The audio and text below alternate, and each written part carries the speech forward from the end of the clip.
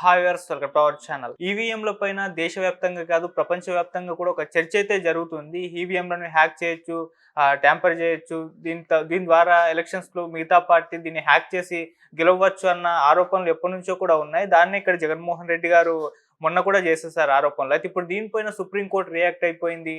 చంద్రబాబు నాయుడు గారికి అండ్ జగన్మోహన్ రెడ్డి గారికి ఇద్దరిని కూడా చురకలంటించింది అని అంటున్నారు.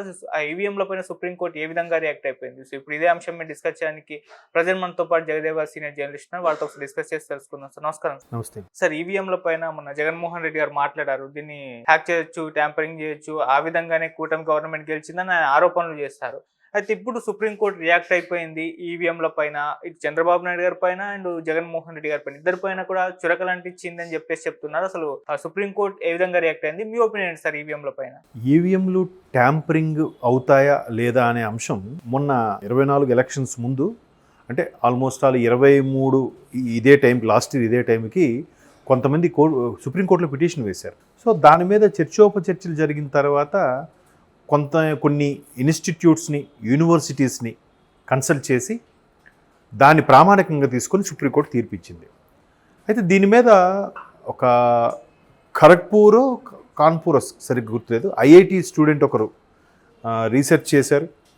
ఐటీ స్టూడెంట్, అది కూడా ఒక ఢిల్లీలో ఒక పిహెచ్డి స్కాలర్ కూడా దీని మీద చూసి ఎక్స్ప్లెయిన్ చేసి మొత్తం చేయడం జరిగింది. సో ఈవీఎంలు ఎట్టి పరిస్థితుల్లో ట్యాంపరింగ్కి గురి కాబడవు. ఎందుకంటే దానికి మొదటిది ఇంటర్నెట్తో అనుసంధానం ఉండదు. పోనీ వైఫై ల్యాన్లు లాగా ఏవైనా కనెక్ట్ చేస్తారు, వైఫై కానీ ల్యాన్ కానీ ఏవో ఉంటాయి మనకి ఆ నెట్వర్క్ అడ్మినిస్ట్రేటర్స్కి ఆ ఐడియా ఉంటుంది, మనకు అంత ఐడియా ఉండదు.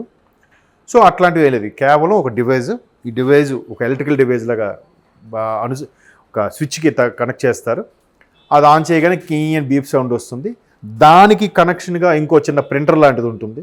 ఓకే, దానికి అక్కడ వెళ్ళిన తర్వాత మనం ఏ బటన్ ప్రెస్ చేసామో ఆ బటన్, ఏ యాంబ్లమ్ అయితే మనం ప్రెస్ చేసామో ఆ యాంబ్లమ్ సంబంధించిన ఒక paper cut printout just cut అయి పడుతుంది, అంతే. సో దానికి ఈవీఎంలు, ట్యాంపరింగు, ఇంటర్నెట్టు, శాటిలైటు, ఏవో రకరకాల కథనాలు, ఇవేవి కాదని చెప్పాక సుప్రీంకోర్టు అది అప్పుడోని కొట్టేసింది. అయితే ఇదే 2019లో కూడా జగన్మోహన్ రెడ్డి గారు 151 సీట్లతో మెజార్టీ సంపాదించినప్పుడు టీడీపీకి వ్యతిరేకత అయితే లేదు. కేవలం కొంతమంది కొన్ని అపోహల వల్ల, రెండవది ఏదైతే సెంట్రల్ గవర్నమెంట్తో అప్పుడున్న ఎన్డీఏ కూటమిలోంచి బయటకు వచ్చేసి విభేదించి చంద్రబాబు నాయుడు బయటకు వచ్చేసారో, ఎలాగైనా స్పెషల్ ప్యాకేజ్ కానీ స్పెషల్ స్టేటస్ కానీ తెస్తాము, తేలేకపోయామనే రిమార్క్ ఏదైతే చూపించుకున్నారో వీళ్ళందరూ. సో ఆయన ఫైట్ చేశాడు, వాళ్ళు ఏమి ఇవ్వలేదు, బయటకు వచ్చేసారు, వాళ్ళ మీద దుమ్మెత్తిపోశారు.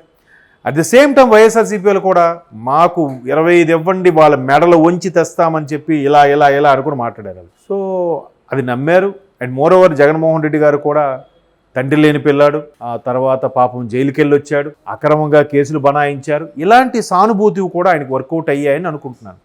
సరే, ఒక మంచి బిజినెస్ మ్యాన్ కదా, ఒకసారి అవకాశం ఇద్దాం అనుకున్నారు కొంతమంది, ఒక వర్గం వాళ్ళు. సో అది వర్కౌట్ అవ్వడం వల్ల ఏంటో 151 సీట్లు రావడం జరిగింది.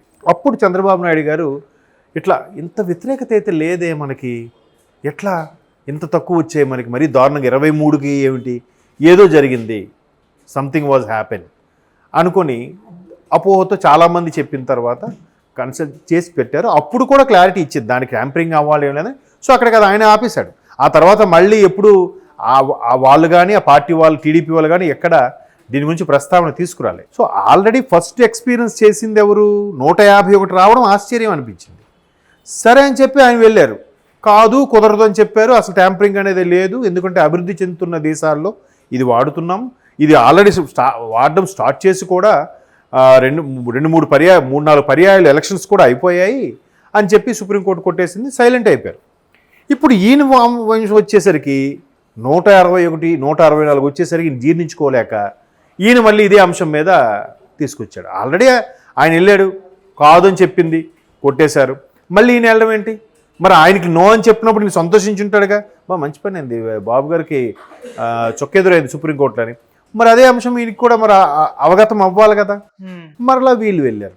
వెళ్తే సుప్రీంకోర్టు అదే చెప్పిందిగా, మీరు అప్పుడు ఆయన ఓడిపోయినప్పుడు ఆయన పెట్టారు, ఇప్పుడు మీరు ఓడిపోయినప్పుడు మీరు పెడుతున్నారు, మీరు నమ్మకపోతే ఎట్లా?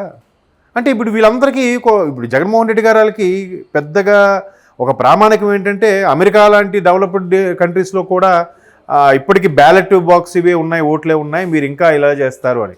అరే మనం అప్గ్రేడ్ అవుతున్నాం కదా, వాళ్ళు బ్యాలెట్ మళ్ళీ మెయింటైన్ చేస్తున్నారంటే వాళ్ళ దాన్ని ఏమంటారు అభద్రతా భావం ఉంది వాళ్ళకి. అండ్ మోర్ ఓవర్ వాళ్ళు జనాభా తక్కువ, తిప్పుకొడితే 30 కోట్ల మంది. మన దగ్గర అలా అవ్వదు కదా, సందులు గొంతులు గల్లీకి ఎన్ని నియోజకవర్గాలు, ఇంత పైగా మనది ప్రజాస్వామ్య ప్రభుత్వం, అక్కడ ప్రెసిడెంట్ లాంటి రూలింగ్ కాదు కదా మనకి. సో అటువంటి సందర్భాల్లో వాళ్ళ సౌలభ్యం కోసం వీళ్ళు వాడుకుంటున్నారు, మన సౌలభ్యం కోసం మనం ఇది పెట్టుకోవాలి. ఇది ఇంకా ఎంతమంది లెక్కించుకొని చేస్తారు?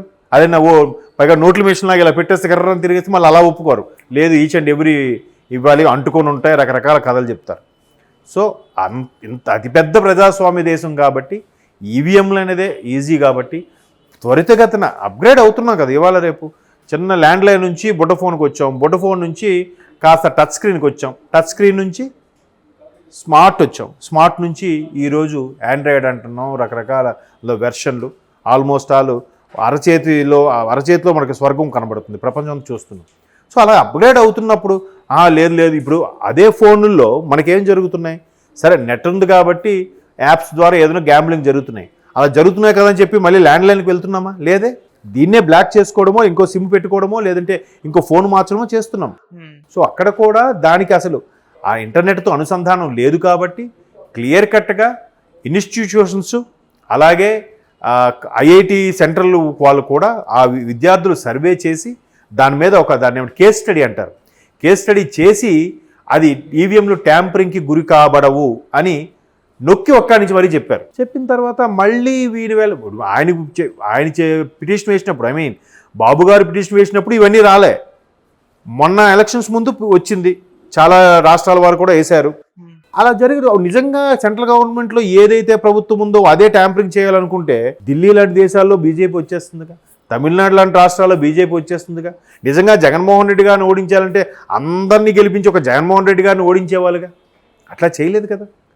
సో ఏదో చెప్తారు అంటే కోర్స్ బాధతో వాళ్ళ అక్కసుతో మాట్లాడిన మాటలుగా అర్థం. ఎందుకంటే వాళ్ళు ఇప్పటికీ ఎందుకు ఓడిపోయారు అనేది రియలైజ్ అవ్వట్లే, దాన్ని డైజెస్ట్ చేసుకోవట్లే.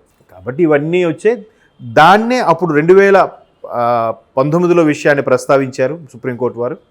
అలాగే ఇప్పుడు జగన్మోహన్ రెడ్డి గారిని కూడా ప్రస్తావించి మీరే ఒకసారి ఆలోచించుకోండి అన్నట్టుగా దాన్ని కొట్టిపడేశారు.